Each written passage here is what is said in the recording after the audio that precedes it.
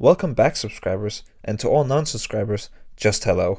Today, we journey to South America and uncover a story that intertwines the notorious with the natural, weaving through the fabric of Colombia's complex history. This is the tale of Pablo Escobars Colombian Hippos, a legacy as bizarre as it is unexpected, that continues to unfold in the most surprising ways, shedding light on the surreal reality that these creatures have created in their new homeland across the ocean. In the lush green heart of Colombia, amidst remnants of a rather violent past, thrives a population of hippos which are the descendants of a lavish purchase by the infamous kingpin Pablo Escobar.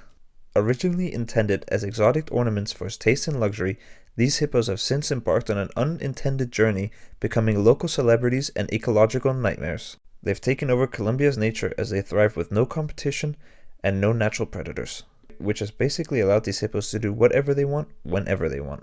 But let's start by turning the clock back to the late 1980s, to the height of Escobar's snowy reign. One day, Pablo Escobar, being the rich man he was, decided, I want to start collecting exotic animals. So he did just that, and amongst his collection of smuggled animals was giraffes, elephants, zebras, kangaroos, rhinos, and of course, hippos. With no natural predators and a climate resembling their African origins, they quickly multiplied their numbers, swelling to what is now the largest wild population outside of Africa. But it's not just their growth that captures the imagination, it's their antics. One could argue that these hippos have developed a peculiar Colombian identity, embracing their role as a local character. Take for instance El Viejo, a rogue male who must have pictured himself as a great explorer.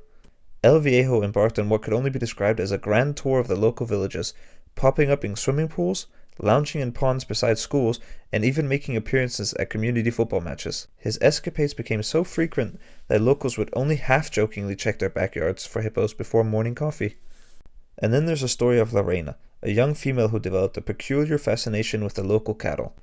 Farmers would find her grazing alongside cows, seemingly convinced she was just one of the herd. Attempts to shoo her away were met with confused grunts, as if Lorena couldn't fathom why she couldn't be out on the pasture with her herd. It became a local spectacle, with people coming from miles and miles away and from around Colombia just to see the hippo who thought she was a cow. The hippo's presence has not just led to amusing encounters, it's also sparked creativity amongst the Colombians. In the Colombian city of Puerto Triunfo, the annual Hippo Festival celebrates their unlikely neighbors with games, crafts, and hippo-themed food. The highlight of it all? A race where participants don inflatable hippo costumes, waddling their way to the finish line, much to the delight of onlookers. Yet for all the humor and novelty, the hippo's tale is tinged with the complexities of their impact on the local ecosystem. Their unchecked antics pose significant challenges, from altering waterways to competing with native species. Conservationists are caught in a conundrum, seeking solutions that balance the hippo's welfare with environmental preservation. From relocation proposals to the controversial notion of sterilization, the debate on how to handle Escobar's most enduring legacy continues, and Colombian officials are yet to have made a decision. Amidst these discussions, the hippos themselves remain blissfully unaware, basking in the river and the lakes of their adopted home some few thousand kilometers away from their native Africa.